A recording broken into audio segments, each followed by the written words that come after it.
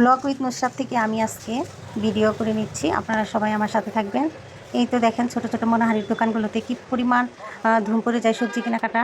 এই তো মনোহারির দোকানগুলোতে কিন্তু এখন প্রচুর পরিমাণ সবজি পাওয়া যায়। এরা আদার্স সব কিছু রাখে, একটি দোকানে দাঁড়াইলেই সব কিছু কেনা যায়। যাই হোক, আমি আজকে কোনো কিছু কিনবো না। আমার সাথে একটা ভাবি আছে, স্কুল থেকে আসার সময় মেয়েকে স্কুল দিয়ে আসার সময় ভাবি বাজার করে নেবে, তার জন্য আমি ভাবির সাথে একটু হেঁটে হেঁটে ভিডিও করে নিচ্ছি।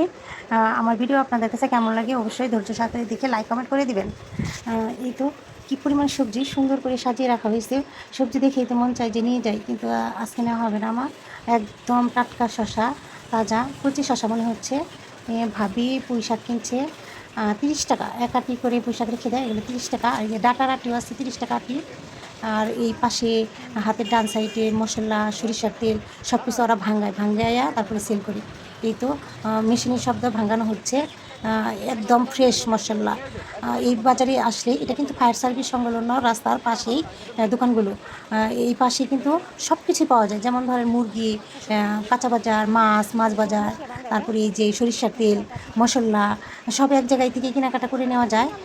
আমি যদি কিছু কেনার হয় আমি এখান থেকে সব কিছু কিনি। এই তো এই যে মুরগির দোকান থেকে এই যে ভ্যান গাড়ি এসে মুরগিগুলো নামিয়ে দিচ্ছে। ছোটো ছোটো 1 কেজি সাইজের মুরগিগুলো দেখা যাচ্ছে সবগুলো।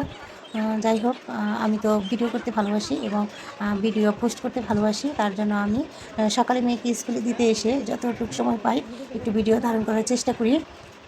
এখন এই যে ভাবির কেনাকাটা শেষ হয়ে গেল, এখন আমি হেঁটে যাচ্ছি। আসলে এই সকালবেলা কিন্তু রিক্সাতে না গিয়ে হেঁটে হেঁটে বাসায় গেলে কিন্তু রাস্তাঘাটে চলার পথে কিন্তু অনেক কিছু দেখা যায়, খুব ভালো লাগে। বাজার করি বা না করি, আমার দেখতে তো ভীষণ ভালো লাগে। আর যেদিন তো করি সেদিন বেশি ভিডিও ধারণ করা হয় না, সাথে যদি কেউ থাকে তাহলে হয়তো আমার হাজব্যান্ড থাকলে সেদিন ভিডিও করা হয়। সবাই ভালো থাকেন, আজকের মতো এখানে রেখে দিই। আল্লাহ হাফেজ, আসসালামু আলাইকুম।